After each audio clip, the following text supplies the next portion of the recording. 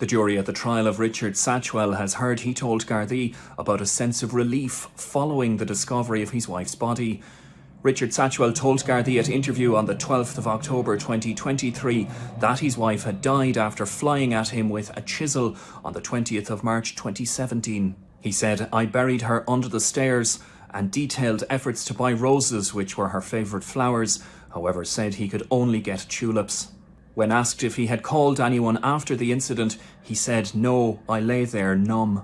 He said he had lived with the shame of what had happened over the past 6.5 years and had done enough lying and covering up over the years.